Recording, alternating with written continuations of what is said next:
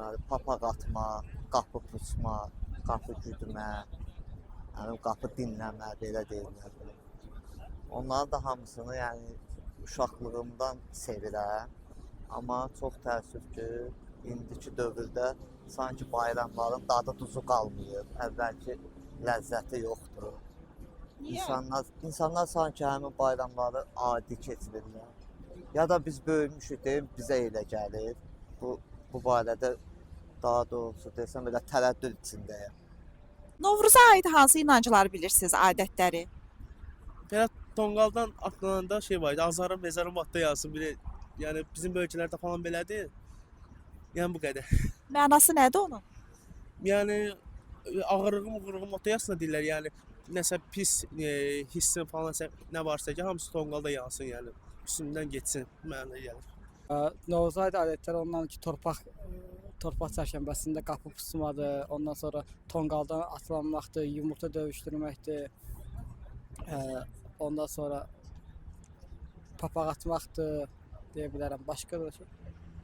Bugün bu adətlər aktualdır.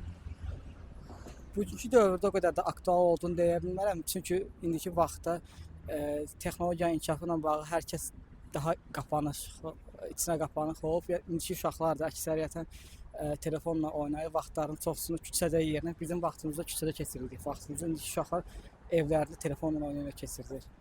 Bayram ərəfəsində qapı pusmaqdır filan da belə şeylər. Sonra bu gənc qızlar filan bu üzüyü filan sallayırlar stəkanın içinə. Bu cür adətlər bilirəm, eşitmişəm var. Yəni belə mən belə düşünürəm ki, Novruz adətləri daha çox rayon yerlərində çox məşhurdur. Yəni burada mən çox görmürəm məsələn. Qapı qulaq pusması, qapıda pusması, sonra papaq atma, sonra bəzi rayon adətlərimiz var ki, Novruz paltarında kosa keçəl bayramını keçirmək, qapılara yaxınlaşıb bayram xonçası almaq, təbrik eləmək, bayramlaşmaq. Novruza aid hansı inancılar, adətləri bilirsiniz? Novruza bir dənə də eşitmədim. Novruz bayramına aid hansı adətlər bilirsiniz? Tonqal eləyirlər, papaq atırlar. Belədir yəni.